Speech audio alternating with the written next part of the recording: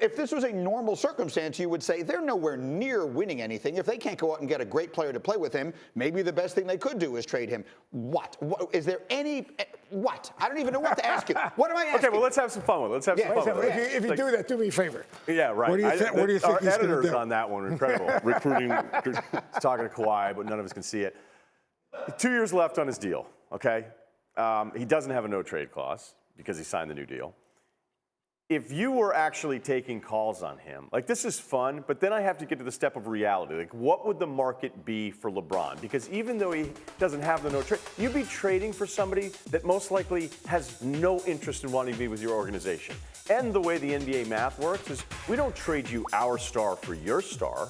We trade you pieces that don't add up to the value of your star to add your guy to our deal. So you're going to lose the trade. So as difficult as this LeBron year has been, we still have to see what's going to happen this summer before I think you'd ever actually start making calls on this.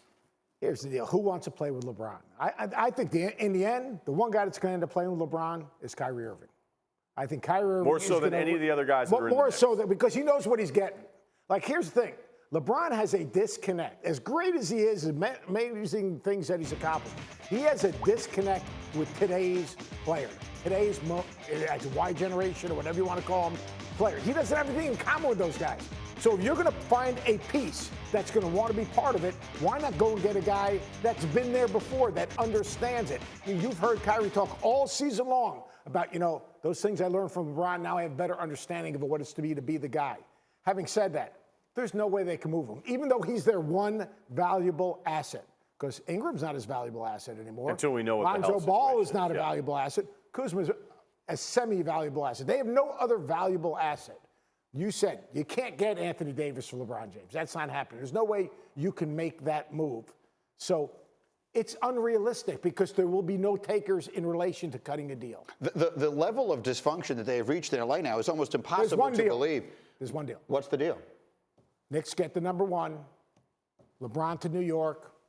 They get Zion Williamson? I mean, it does bring up a hilarious question. Would you rather have a 19-year-old Zion Williamson or a 34-year-old LeBron James? It's not an easy debate. I mean, on its surface, you just say, well, it's LeBron James. What are you guys doing? Like, I still want the known versus the unknown, because until the guy actually starts running up and down in the NBA, you don't know 100%, but Zion's probably as safe a bet. He'd be perfect. You know what? Now you buy yourself some years. I don't think I'd do it. Let's bring in, if we're going to be in the theater of absurd, let's bring in the ultimate leading man for that, and that is Dan Batard. I can't believe what I'm listening to. I can't believe any of this is happening. Like, I'm listening to you guys. Mike Greenberg doesn't know how to ask a question, which is not, in my experience, something that he got to this place in life. This life career that he's chosen has some questions in it. He doesn't know how to ask Russillo the question. Russillo's sitting here telling me, I don't know what the market is for LeBron.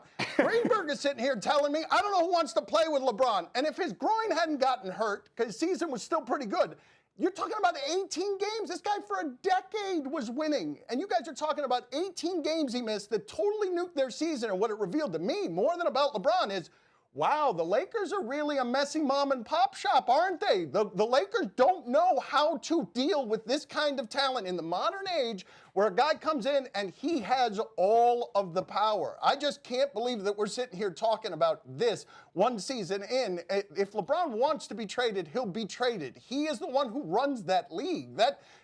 You're talking about upsetting him over the administrative assistant who's going to coach that team?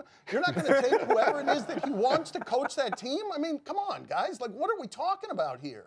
I'm with you, but if it is as insignificant who coaches that team as you and I both agree it is, why wouldn't the Lakers just hire the guy that he wants? They're quibbling over the last 2 years of the deal because Kurt and Linda Rambis have other ideas? Like, what the heck is going on here?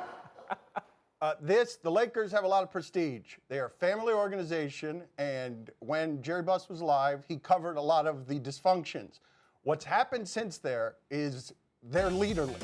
They are rudderless. They're going within the Laker family to talk to Kurt Rambis. They love talking to Laker people, and this is a mom and pop shop, and you just saw it all unravel around the best player many of us have ever seen. In 18 games, you saw it unravel, and I don't blame him for much of it. He brings a lot of drama with him, but this is the deal you make with the devil.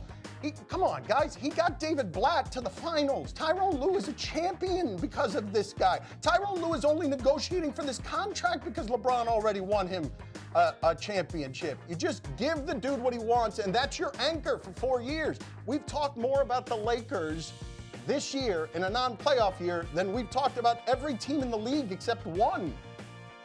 I'm with you. And I have one more on that. And you're here because we're going to talk about the Art of the Conversation, your talk show in which you're interviewing Mike Tyson in this episode. I want to get to that in a minute. But in a previous one, you talked to Pat Riley. And Riley, it feels like, was sort of the adult in the room when that group was together with the Heat and they won a bunch. And then it felt to me from the outside as though LeBron didn't like that. He kind of wanted to be the person in charge of everything and got out. But you don't think that's what's happening here. I just heard you say, and I want to make sure I'm getting it right. You don't blame LeBron for all of this mess or practically any of it.